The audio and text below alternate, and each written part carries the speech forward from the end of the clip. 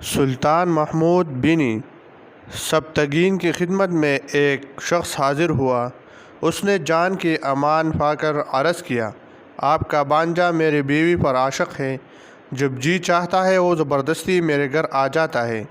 اس نے میری بیوی سے ناجائز تعلقات قائم کر رکھے ہیں۔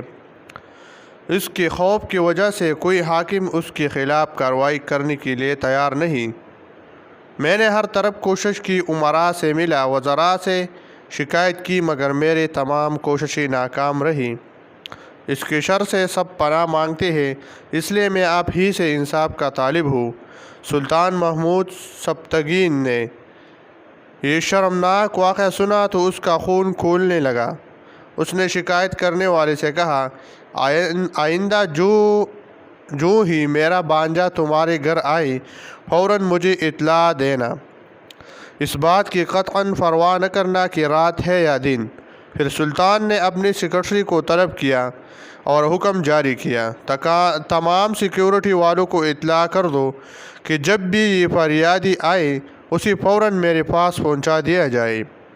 2 دن گزرے، رات کا کچھ حصہ بیت چکا تھا کہ وہ شخص سلطان محمود کے محل آ پہنچا۔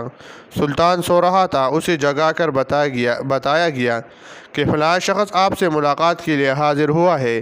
سلطان فوراً اٹھا اور فریادی کے ساتھ اس کے گھر روانہ ہو گیا۔ گھر میں داخل ہوا تو اس نے اپنے بانجے اور عورت کو ایک ہی بستر پر یکجا پایا۔ کمرے میں شمع روشن تھی۔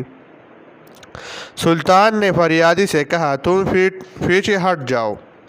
اس کے بعد وہ آگے بڑھا اور شمع گل کر دی۔ پھر وہ بجلی کی طرح اپنے بانجے کی طرف لپکا اور پلک جھپکتی ہی اس کی گردن تن سے جدا کر دی۔